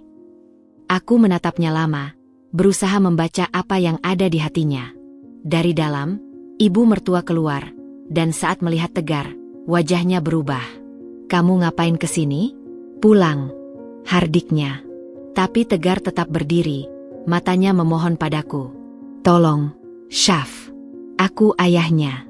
Aku cuma mau lihat dia sekali saja. Aku menghela napas panjang, lalu menyingkir memberi jalan. Masuk, tapi jangan bikin keributan. Tegar masuk dengan langkah gontai, matanya langsung mencari Raisa. Saat melihat bayinya digendong salah satu tetangga, dia tertegun. Air matanya jatuh begitu saja. Aku mengambil Raisa dari tetangga, lalu menghampiri Tegar. "Duduk," kataku singkat, menunjuk kursi di pojok ruangan. Dia duduk, tangannya gemetar saat aku meletakkan Raisa di pangkuannya. Raisa menatap wajah asing itu, matanya berkedip-kedip, tapi tidak menangis. Tegar menatap bayinya dengan pandangan takjub, jari-jarinya yang kurus menyentuh pipi Raisa dengan lembut. Dia cantik sekali," bisiknya, suaranya bergetar. "Mirip kamu, Syaf." Aku duduk di kursi seberang, mengawasi setiap gerakannya. "Apa yang kamu mau, Tegar?" tanyaku datar. Dia menghela napas panjang, masih menatap Raisa. "Aku nggak minta apa-apa, Syaf. Sungguh. Aku cuma mau lihat dia. Sekali ini saja. Mungkin ini terakhir kalinya." Aku mengernyit. "Maksudmu?" Dia menunduk, lalu berkata pelan. "Aku sakit, Syaf. Tipusnya kambuh, ditambah kurang gizi. Dokter bilang, kondisiku kritis. Aku mungkin gak akan lama lagi." Hatiku berdetak kencang. Meski dia sudah menyakitiku, mendengar dia berkata seperti itu tetap membuatku terkejut. "Terus kamu dirawat?" tanyaku. "Gak ada biaya. Aku udah jual semua barang. Tinggal baju di badan ini. Ibuku udah gak mau bantu lagi. Katanya itu konsekuensi perbuatanku." Aku menatap ibu mertua yang hanya diam, matanya berkaca-kaca. "Maafkan aku, Syaf," lanjut Tegar, suaranya pecah. "Bukan cuma sekarang, tapi untuk semuanya. Untuk 8 bulan terakhir. Untuk kata-kata kejiku tentang kamu. Untuk Mala. Untuk semua. Aku sadar, aku lelaki paling bego sedunia. Aku punya istri solehah, lagi hamil anakku, tapi aku malah cari yang lain. Aku nggak pantas dapat maaf, tapi aku minta maaf." Dia menggendong Raisa dengan hati-hati, lalu mencium keningnya lama. Air matanya jatuh membasahi wajah Raisa. "Nak, maafin ayah. Ayah nggak akan jadi ayah yang baik buat kamu. Tapi tolong, jangan pernah benci ayah. Ayah sayang kamu, meski ayah bego." Aku menyaksikan semua itu dengan perasaan campur aduk. Marah, sedih, iba, semuanya bercampur jadi satu. Tapi yang paling kuat adalah rasa iba. Melihat lelaki yang dulu gagah dan percaya diri, sekarang hancur berantakan di depanku sambil menggendong anaknya yang mungkin tidak akan pernah dia lihat tumbuh besar. "Tegar," panggilku pelan. Dia menatapku, mata sembab. "Kamu mau minum? Makan? Kamu kelihatan lemas." Dia tersenyum getir. "Aku nggak enak, Syaf. Aku udah nyusahin kamu terlalu banyak." Aku berdiri, mengambil segelas air dan sepotong kue dari meja. "Makan. Nggak usah banyak omong." Dia makan dengan lahap, seperti orang yang sudah berhari-hari tidak makan. Hatiku perih melihatnya. Ibu mertua mendekat, duduk di samping Tegar. "Le, ibu sayang kamu. Tapi ibu marah sama kelakuan kamu. Sekarang, minta maaf sama Allah, sama Syaf, sama anakmu. Itu yang terpenting." Tegar mengangguk, menangis lagi. "Iya, Bu. Aku sadar." Setelah selesai makan, dia mengembalikan Raisa padaku. "Terima kasih, Syaf. Terima kasih udah izinin aku lihat dia. Terima kasih udah kasih aku makan. Aku nggak akan lupa kebaikan kamu." Dia berdiri, hendak pergi. Tapi aku menahan lengannya. "Kamu mau kemana?" Dia menunduk. "Balik ke kontrakan. Terserah Tuhan mau ngapain aku." Aku menghela napas panjang, bergulat dengan batin sendiri. Di satu sisi, dia sudah menyakitiku. Di sisi lain, dia ayah dari anakku, dan dia sekarat.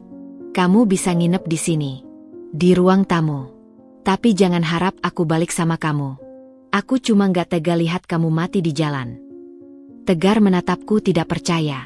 "Syaf, kamu baik banget. Aku nggak pantas." Aku memotong.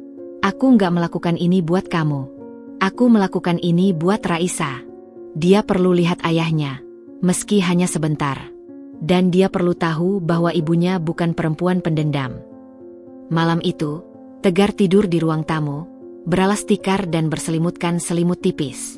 Laras dan ibu mertua pulang. Setelah memastikan semuanya baik-baik saja, aku menggendong Raisa di kamar, menyusuinya, dan berpikir. Keputusanku mungkin dianggap bodoh oleh banyak orang. Mengizinkan mantan suami yang menyakitiku tinggal di rumah. Tapi entah kenapa, hatiku terasa ringan. Mungkin ini yang disebut memaafkan. Bukan berarti melupakan, bukan berarti kembali, tapi melepaskan beban dendam yang selama ini mungkin tanpa sadar masih kupendam. Esok paginya, aku bangun dan mendapati Tegar sudah duduk di teras, memandangi matahari terbit. Dia menoleh saat mendengar langkahku. "Syaf, makasih udah ngizinin aku nginep. Aku pergi sekarang." Aku duduk di sampingnya. "Kamu mau kemana? Nggak punya keluarga?" Dia menghela napas. "Aku punya, tapi mereka udah muak. Ibuku baik, tapi dia juga punya batas. Aku nggak bisa terus-terusan nyusahin orang." Aku diam sejenak, lalu berkata, "Kamu bisa tinggal di sini sementara, sampai kamu sembuh. Tapi ada aturannya. Kamu nggak boleh ganggu aku dan Raisa. Kamu harus cari kerja, perbaiki diri. Kalau kamu melanggar, aku usir." Tegar menatapku tidak percaya. "Syaf, kenapa kamu baik banget sama aku setelah semua yang aku lakuin?" Aku menatapnya tajam. "Aku nggak baik. Aku cuma nggak mau Raisa punya kenangan buruk tentang ayahnya. Kalau kamu mati, dia akan tanya terus. Dan aku nggak mau dia tahu bahwa ayahnya mati sebagai pecundang." Tegar menangis lagi. Pria ini, yang dulu tegar dan sombong, sekarang menangis setiap kali bicara. "Aku janji, Syaf, aku akan berubah. Bukan buat kamu, tapi buat Raisa. Buat diriku sendiri." Aku mengangguk. "Kita lihat nanti. Sekarang, mandi. Ada baju lama di lemari, mungkin muat. Terus makan, kamu kelaparan." Dia tersenyum, senyum pertama yang kulihat dalam waktu lama. "Makasih, Syaf." Hari-hari berikutnya, Tegar tinggal di ruang tamu. Dia membantu pekerjaan rumah sebisanya, mencuci piring, menyapu, kadang membantu menjaga Raisa saat aku mandi atau bekerja. Aku mengawasinya dari jauh, memastikan dia tidak melakukan hal aneh. Dan dia benar-benar berubah. Dia rajin sholat, tidak pernah ketinggalan. Dia baca Al-Quran di waktu luang. Dia bahkan minta maaf pada Laras dan ibu mertua, yang awalnya skeptis tapi akhirnya melunak. Tapi yang paling membuatku terkejut, dia mulai mencari kerja. Setiap pagi dia keluar, melamar ke sana kemari, meski sering ditolak karena gap karir dan kondisinya yang masih kurus. Tapi dia tidak menyerah. Suatu malam, saat aku sedang menulis, dia mendekat dengan ragu. "Syaf, boleh ganggu sebentar?" Aku mengangguk, menutup laptop. Dia duduk di kursi seberang, menunduk. "Aku cuma mau bilang, minggu depan aku mulai kerja. Di pabrik, jadi buruh harian. Gajinya kecil, tapi cukup buat hidup. Aku juga mau nyicil bayar hutang ke ibuku." Aku mengangguk. "Baguslah." Dia diam sebentar, lalu berkata, "Syaf, aku nggak akan minta kamu balik. Aku tahu itu nggak mungkin. Tapi aku minta satu hal. Izinkan aku jadi ayah buat Raisa. Meski hanya sesekali lihat dia, main sama dia, kalau kamu nggak keberatan." Aku menatapnya lama. Lelaki ini, yang dulu mengkhianatiku, sekarang merendah di depanku. Bukan karena takut, tapi karena penyesalan yang tulus. "Kita lihat nanti, Tegar. Yang penting kamu buktikan dulu kalau kamu benar-benar berubah. Bukan cuma omongan." Dia mengangguk semangat. "Pasti. Aku buktikan." Malam itu, setelah Raisa tidur, aku duduk di teras, memandangi langit bertabur bintang. Banyak yang berubah dalam setahun terakhir. Aku hamil, dikhianati, melahirkan sendiri, dan sekarang mantan suami yang pernah menyakitiku tinggal di ruang tamu. Hidup memang aneh. Tapi di balik semua keanehan itu, aku belajar satu hal. Memaafkan itu bukan tentang orang lain, tapi tentang kedamaian diri sendiri. Dan malam ini, untuk pertama kalinya setelah sekian lama, aku merasa damai. Benar-benar damai. 2 tahun telah berlalu sejak malam ketika aku mengusir Mas Tegar dari rumah ini. 2 tahun yang penuh perjuangan, air mata, tapi juga kebahagiaan yang tak terduga. Raisa kini sudah bisa berlari-lari kecil, memanggilku, Bunda, dengan suara cadel yang menggemaskan, dan setiap pagi membangunkanku dengan cubitan di hidung. Toko online kue kering yang kujalankan setelah Raisa lahir kini sudah memiliki pelanggan tetap, bahkan beberapa kali mendapat pesanan besar untuk acara pernikahan dan arisan. Aku bisa menyekolahkan Raisa di playgroup yang bagus, meski hanya 2 kali seminggu, tapi itu cukup membuatnya punya teman bermain dan aku punya waktu untuk mengembangkan usahaku. Mas Tegar? Dia masih tinggal di kontrakan kecil dekat sini, bekerja sebagai buruh pabrik dengan gaji pas-pasan. Tapi dia rutin mengunjungi Raisa setiap akhir pekan, membawakannya jajan murah atau kadang hanya duduk di teras menemani Raisa bermain. Hubungan kami masih seperti orang asing yang kebetulan punya anak bersama. Tidak ada rasa cinta, tidak ada dendam, hanya semacam kerjasama. Dia jadi ayah yang cukup baik untuk Raisa, dan aku jadi ibu yang baik untuknya. Mungkin itu yang terbaik. Hari itu, seperti biasa, aku duduk di teras rumah kontrakan kecilku sambil menemani Raisa yang asyik menggambar dengan krayon. Toko onlineku sedang sepi pesanan, jadi aku manfaatkan untuk istirahat. Raisa menggambar sesuatu yang kelihatannya seperti rumah, dengan 2 figur di dalamnya. Bunda, ini Raisa, katanya menunjuk 2 figur itu. Aku tersenyum. Ayah mana, Ra? Tanyaku iseng. Raisa menggeleng. Ayah nggak tinggal sama kita. Ayah di rumahnya. Aku mengusap rambutnya, sedikit sedih tapi juga lega. Dia tahu, dia mengerti, meski usianya baru 2 tahun lebih. Tiba-tiba, seseorang mengetuk pintu pagar. Aku menoleh dan melihat Mas Tegar berdiri di sana. Tapi bukan Mas Tegar yang kukenal. Dia lebih kurus, lebih tua, bajunya lusuh, dan matanya sembab. Ada yang berbeda. Ada yang salah. Syaf. Panggilnya lirih. Aku berdiri, menyuruh Raisa masuk ke dalam sebentar. Ada apa? Tanyaku waspada. Dia tertatih masuk saat kubukakan pagar, lalu duduk di kursi teras tanpa dipersilakan. Tangannya gemetar saat mengeluarkan selembar kertas dari saku celananya. Surat dokter. Aku membacanya, dan dunia serasa berhenti. Kanker stadium akhir. Sudah menyebar kemana-mana. Harapan hidup paling lama 3 bulan. Aku duduk lemas di kursi seberangnya. Tidak tahu harus berkata apa. Mas Tegar menunduk, bahunya bergetar. Aku nggak minta apa-apa, Syaf. Sungguh. Aku cuma mau minta maaf sekali lagi. Buat semua. Buat Raisa. Buat kamu. Suaranya pecah. Aku tahu aku nggak pantas. Tapi tolong jangan halangi aku lihat Raisa di sisa waktuku. Aku menatapnya lama. Lelaki yang dulu tega mengkhianati istrinya yang sedang hamil, yang dulu bilang aku jelek di belakang, yang dulu meninggalkan kami demi malah cantik, sekarang duduk di depanku, hancur, sekarat, hanya meminta waktu untuk melihat anaknya. Karma. Ini karma yang bekerja dengan sempurna. Tapi anehnya, tidak ada rasa puas di hatiku. Yang ada hanya pilu. Kapan mulai? Tanyaku pelan. 2 minggu lalu aku divonis. Aku udah berhenti kerja. Nggak ada biaya buat berobat. Dan kemo pun mungkin percuma karena sudah parah. Aku diam, berpikir. Lalu aku berkata, kamu boleh lihat Raisa kapan saja. Tapi kalau mau lebih banyak waktu, kamu bisa tinggal di sini. Di ruang tamu, seperti dulu. Dia menatapku tak percaya. Syaf, kamu masih mau terima aku? Aku menghela napas. Ini bukan tentang aku atau kamu, Tegar. Ini tentang Raisa.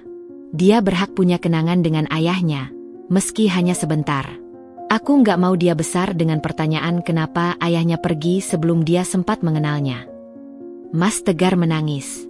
Menangis seperti anak kecil, tanpa malu, tanpa gengsi. Aku hanya diam, memandanginya, merasakan campur aduk perasaan yang sulit dijelaskan. Mungkin inilah puncak karma. Bukan kehancuran, tapi penyesalan yang begitu dalam, dan kesempatan terakhir yang diberikan meski mungkin tak lagi berarti. Sore itu, Mas Tegar pindah ke ruang tamuku dengan 1 koper kecil, berisi pakaian lusuh dan Al-Quran usang. Raisa yang awalnya bingung, akhirnya senang karena ayahnya ada setiap hari. Mereka main bersama, menggambar bersama, bahkan tidur siang bersama di ruang tamu. Aku melihat dari dapur, Hatiba perih tapi juga hangat. Raisa punya ayah, meski hanya sebentar. Dan Mas Tegar punya kesempatan menebus dosa, meski mungkin takkan cukup. 3 bulan kemudian, di pagi yang dingin, Mas Tegar menghembuskan napas terakhir di ruang tamu itu, dengan Raisa tertidur di sampingnya dan aku duduk di kursi menjaga mereka berdua. Sebelum pergi, dia sempat berbisik, "Makasih, Syaf. Kamu malaikat tanpa sayap. Aku sayang Raisa. Aku minta maaf." Dan dia pergi, dengan tenang, seperti orang yang sudah damai dengan dirinya sendiri. Aku menangis di pemakamannya, meski hanya sebagai ibu dari anaknya, bukan sebagai istri. Laras dan ibu mertua juga datang. Mereka memelukku erat. "Kamu baik banget, Enduk," kata ibu mertua. "Tegar beruntung punya mantan istri sebaik kamu." Aku hanya tersenyum getir. Bukan baik, tapi ini tentang memaafkan dan melepaskan. Kini, di makam ini, aku berdiri dengan Raisa di gendongan. Raisa melambai-lambai kecil kenisan, tidak sepenuhnya mengerti, tapi cukup tahu bahwa ayahnya ada di sini. "Bunda, ayah tidur?" tanyanya. Aku mengusap rambutnya. "Iya, sayang. Ayah tidur panjang. Tapi ayah sayang Raisa, selalu." Raisa tersenyum, lalu mengecup tangannya dan melambai kenisan itu. Aku tersenyum, meski air mata jatuh. Di luar pemakaman, mentari bersinar cerah. Aku menggendong Raisa erat, melangkah keluar dengan kepala tegak. Karma sudah bekerja, luka sudah sembuh, dan hidup terus berjalan. Untuk Raisa, untuk diriku sendiri, dan untuk masa depan yang masih panjang menanti. Aku Syafa, perempuan yang pernah dianggap jelek, tapi kini berdiri tegar di bawah matahari, dengan anak di gendongan dan hati yang damai. Dan itu lebih dari cukup.